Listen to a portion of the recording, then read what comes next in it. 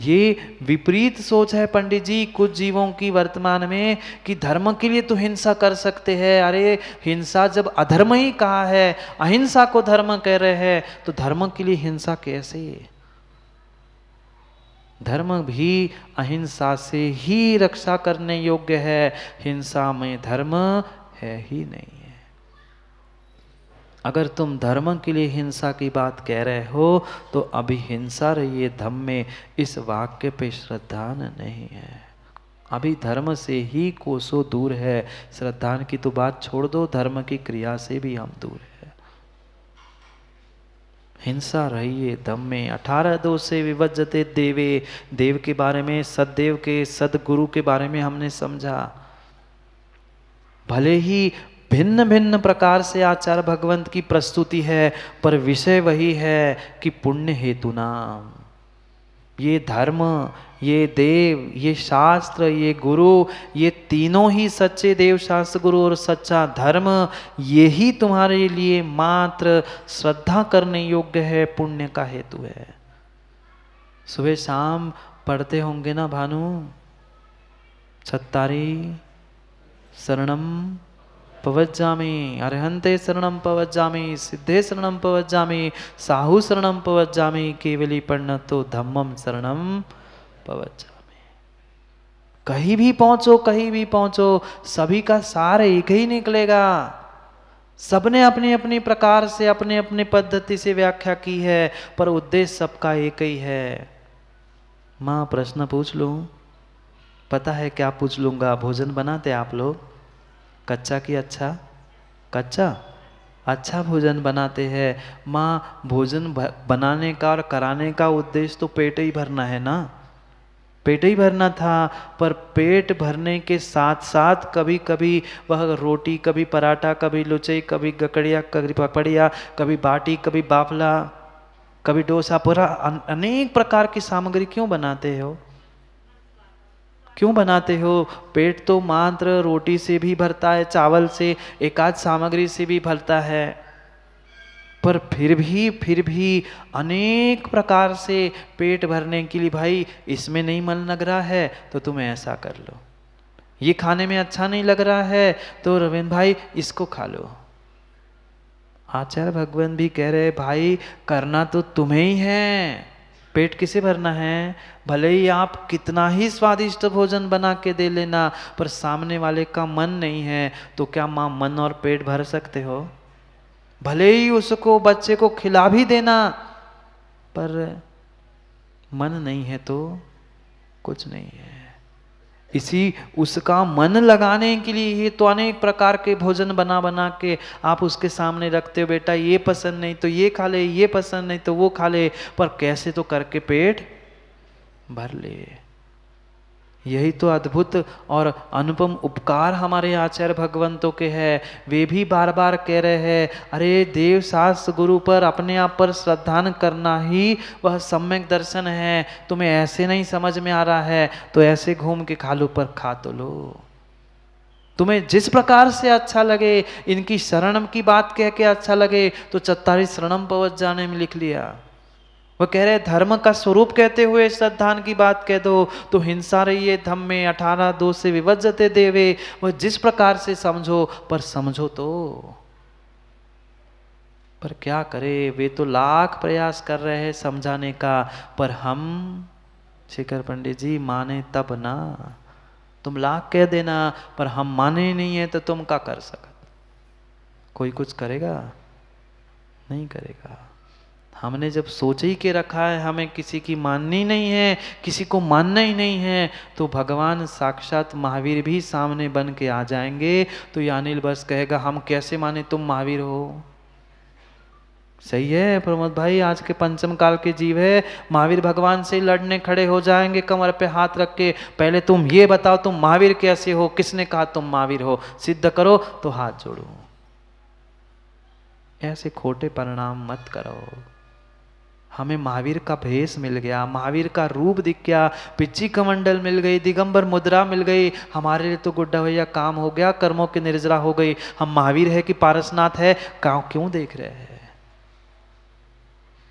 ये श्रद्धा चाहिए, ये श्रद्धा चाहिए। हमारे लिए निमित्त मिल गया पुण्य के लिए, श्रद्धान करने के लिए। हमने अपना लोटा छाना, हम आगे बढ़ गए। हमें दूसरे की लोटे में झांकने की जरूरत क्या? ना हम अपना लोटा छान पा रहे हैं, ना दूसरे के लोटे में देख पा रहे हैं, इसलिए ना घर के ना। बहुत अच्छी बताई है। आप अपनी प्रशंसा कर लो, ये अच्छा है मुकेश भाई। मैं कहूँ किसी को बुरा लग जाए, इसलिए आप ही अपनी बात प्रशंसा करते हो, बहुत अच्छा है। क्या करे, ना घर के है ना घाट के है। घर में जाते हैं तो संजीव भाई कहते हैं दुकान जाने का समय हो गया, चले जाओ, 10 बज गए, नहीं जाना दुकान।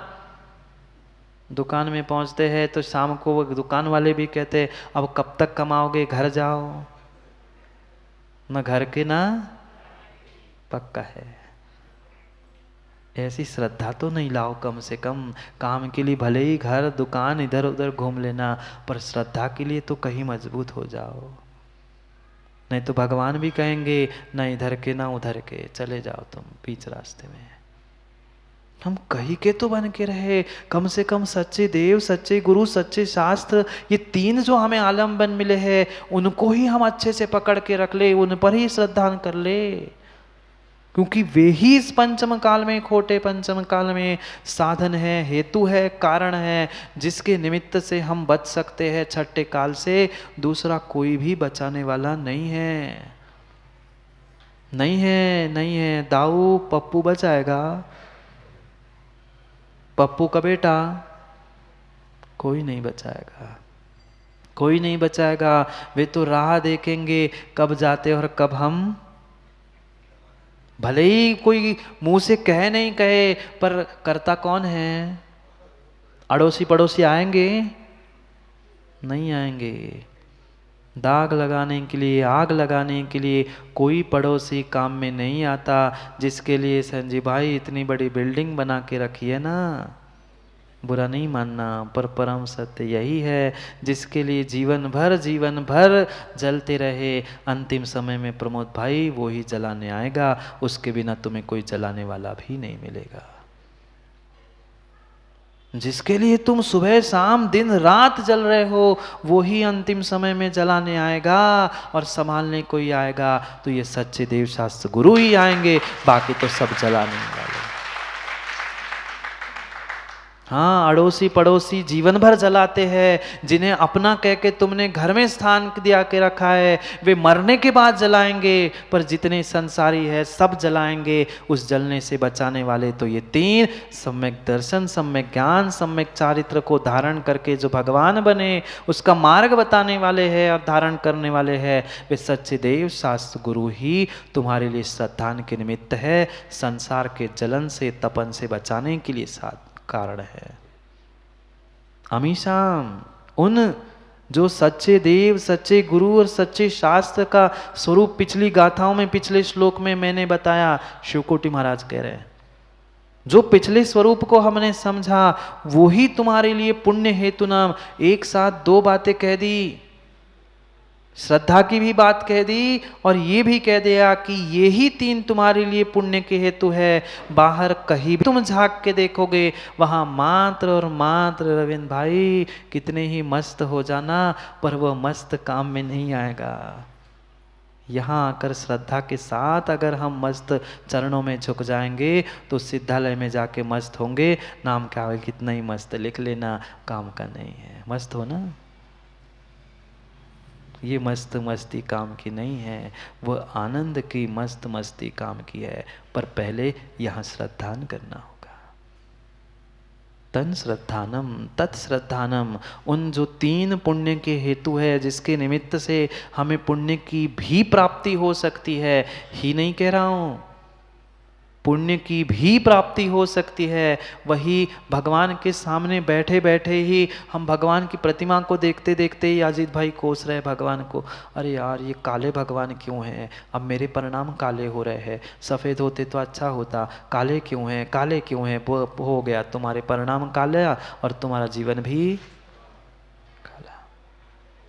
जो पुण्य के लिए हेतु है वो पाप के लिए भी हो सकता है। सम्यक निर्णय मुझे मेरे भीतर लाना होगा कि ये मेरे लिए पुण्य का निमित्त बनाओ कि पाप का निमित्त बनाओ। देव शास्त्र गुरु तीनों भी पुण्य के भी निमित्त बन सकते हैं और माँ पाप के लिए भी निमित्त बन सकते हैं।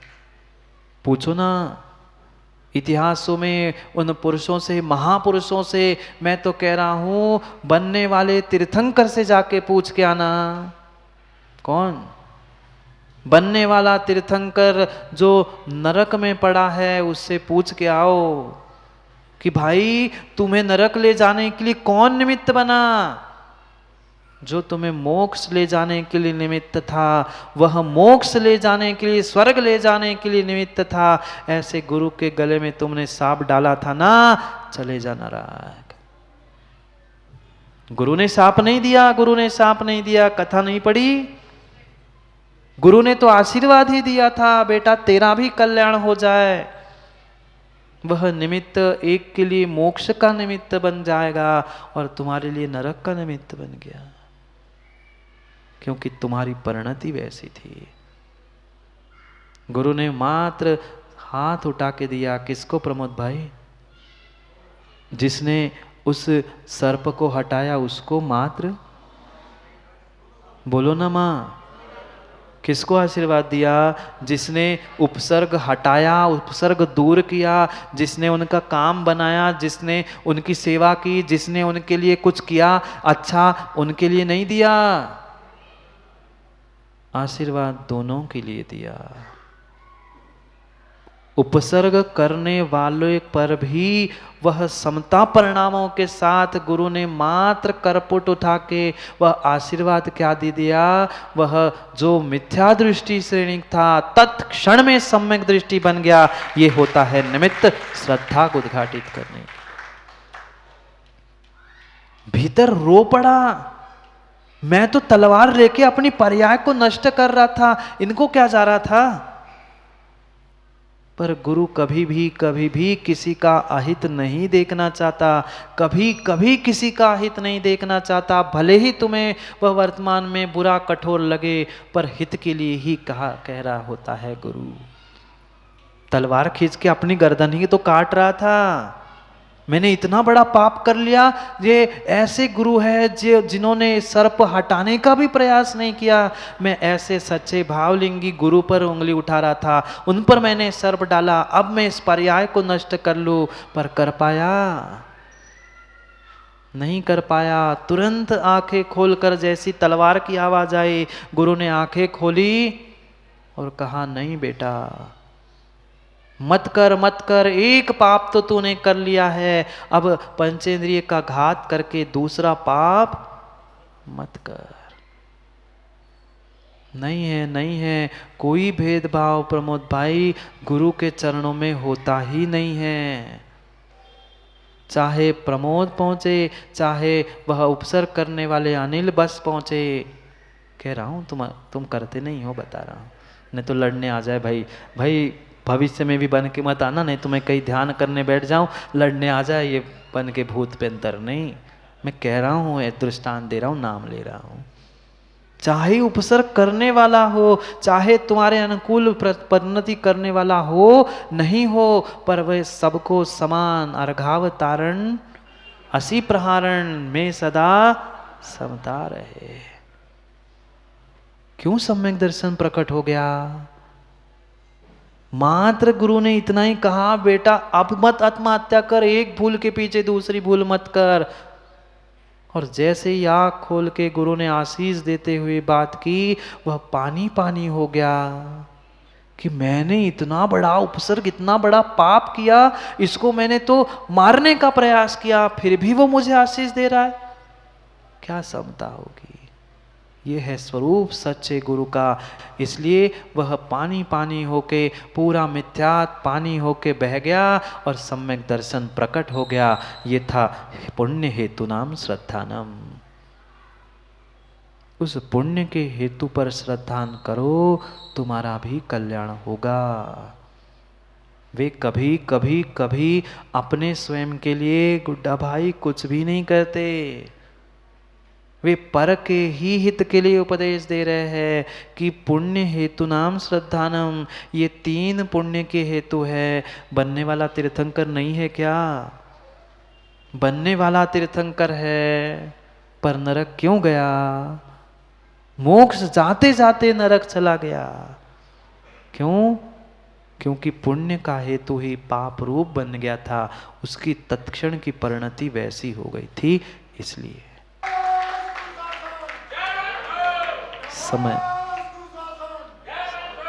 समय हो गया है, समय हो गया है अपने आप पर श्रद्धान करने का। ये 3 जो पुण्य के हेतु है, जो देव, गुरु और शास्त्र जिसका सच्चा स्वरूप हमने समझा है, उस पर श्रद्धान करना ही वह हमारे लिए सम्यक दर्शन का कारण।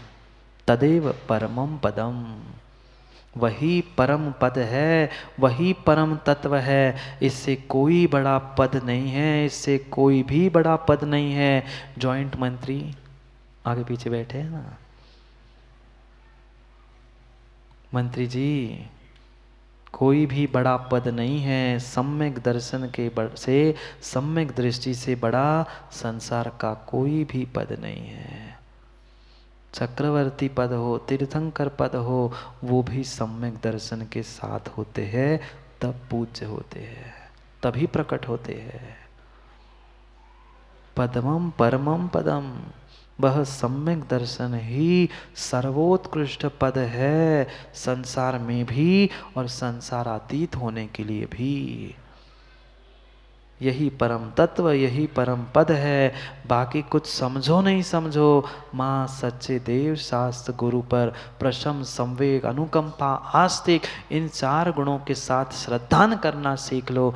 बाकी सब क्रम क्रम से सीख जाएंगे, सब क्रम क्रम से सीख जाएंगे। पर पहले इसे सीखो, समझो। करेंगे कल, अभी और भी बहुत सारी चर्चा करनी है इस सम्यक के बारे में। क्यों इतना महिमा मंडित किया जा रहा है? क्यों बार बार सम्यक सम्यक सम्यक कह रहा है? क्यों वह परम पद कहा, परम तत्व क्यों कहा? कल पढ़ेंगे। शिवकोटि स्वामी आगे और बहुत चर्चा कर रहे हैं। अभी तो 9 ही गाथा हुई है, अभी तो पूरा ग्रंथ पढ़ना है। अभी तो ट्रेलर में ही, शुरुआत में ही इतनी मजा है, तो आगे तो और भी आनंद आएगा। उस सदश्रावक बनने की प्रक्रिया को पुनः समय पर, समय की बात के लिए समय पे मिलके समझेंगे, क्योंकि समय पे किया गया काम समय को दिलाता है। बोलिए भगवान महावीर स्वामी की।